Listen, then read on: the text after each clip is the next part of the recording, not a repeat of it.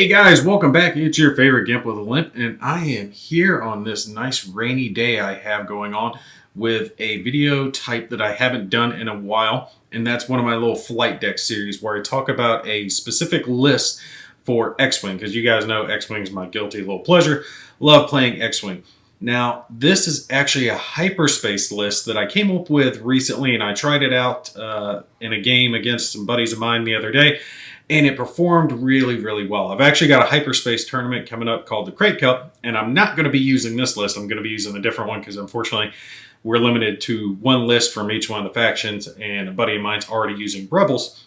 But I had so much fun with this list, and it's got so much synergy going on that I thought I would make a quick video about it, showing you guys what the details is. And I think this one works well for kind of like a beginner. You know, you don't have to have a lot of knowledge or working, the aces and double movements and all that other crap going on that you can see in Xwing for this list to just truly be effective. Okay, so let's start at the top and work our way down, and we'll understand what the basics of the list is. Now, first guy, one of my absolute favorites, Lando Calrissian, because he has severe action economy. And that's what the big thing is when it comes to Xwing, is managing that action economy, because the actions are what basically allow you to modify the dice in your favor or against your favor, against your enemy, you know. And the game, it's a dice game at its core. Eventually, you know, the dice will sometimes just decide the game no matter how well you play. But it's all about that dice modification, trying to give yourself the best possible chance. Well, Lando does a great job with that. Flying, obviously, the Millennium Falcon, 3 attack, 1 agility, which is not good, but 8 hull and 5 shields. So this thing is very beastly. A lot of health on it. Has the ability to focus, target lock, boost, which is very nice, built in now in 2nd edition. And turret rotate, because you don't have 360-degree arcs anymore. This one, as you can tell from its attack symbol, has a arc in 188 degrees. So if you are pointing forward, you're also pointing backwards. And if you're pointing to one side, you're pointing to the other side, right? So it's basically how it works. Key thing for him is his pilot ability. And that states that after you execute a blue maneuver, you may choose a friendly ship at range 0 to 3, and that ship may perform an action. That is hugely powerful. That is basically a free action, and since it also says at range 0, that includes him. So you can effectively think of this ship as anytime you take a blue maneuver, which I'll show you an extra card here in a sec, will mean that's pretty much every turn, means that almost every round you'll be getting 2 actions, and with a little thing I got going on over here, up to 3 actions in a way going on with this ship. So it can be immensely powerful, but you can also use that to give that action to a friendly ship within, obviously, range 3. So you can help Lando, he can help his friendly allies. Just a hugely powerful ability for him to have. Now, along with that, okay, is Ninya, which currently costs Lando 5 points. It could be adjusted. They do have the ability to adjust points. I'm trying to get that out of the light for you guys. But you see it decreases the difficulty of your bank maneuvers. Well, on the dial for that Millennium Falcon, the speed 1 and speed 3 banks are white.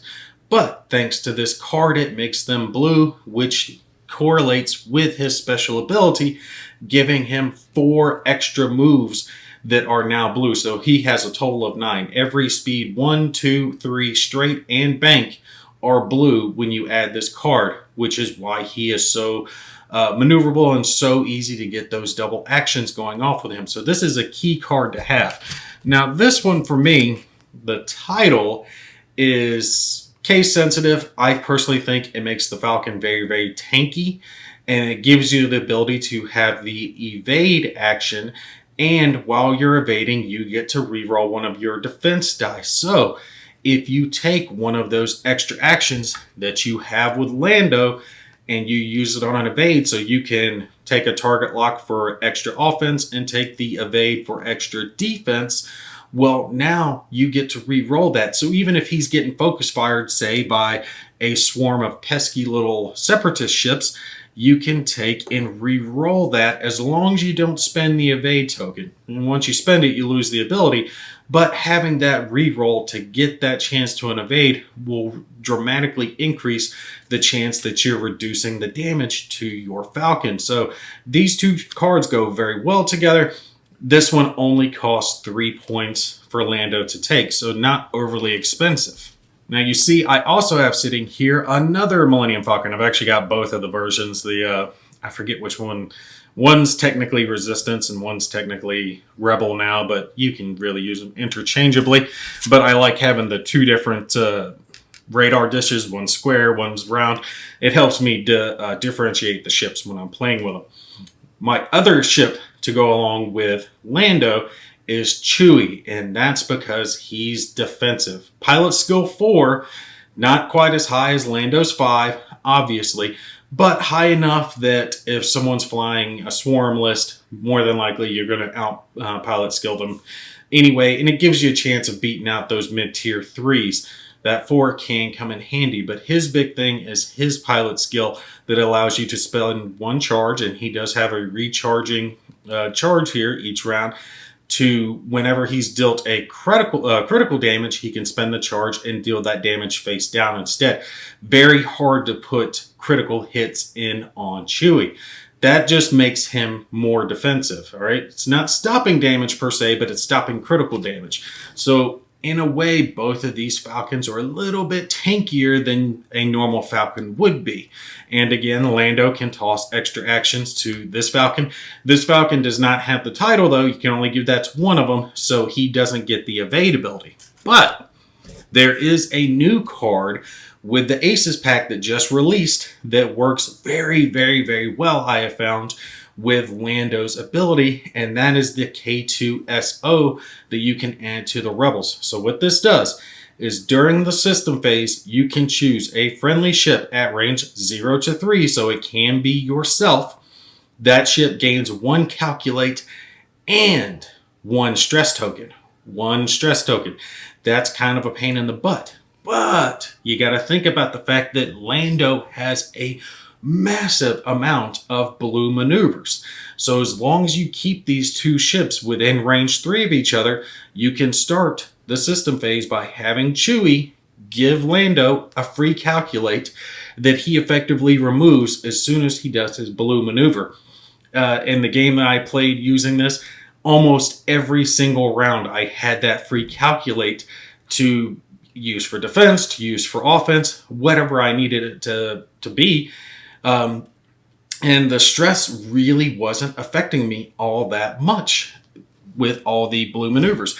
And like I said, you can still use it on Chewie as well. It does give you the ability to use a jam as well. I don't tend to use that too often, but it is nice to know it's there just in case you need it. But that free calculate is huge, because if you think about it, you can have Chewie toss over, and I'm bumping my board here. You can have Chewie toss over the free calculate. Lando does his blue maneuver, removing the stress. Well, now he's got the calculate, so he's not as dependent on getting a focus action. And if need be, if Chewie's maybe in a bad spot, he can toss him a action, which is a boost, right? And let him boost around, or he can toss him any other action. He can do a target lock, focus, whatever he might need to do, even rotate his arc. That synergy plays off so well. It's those free actions that just come in handy.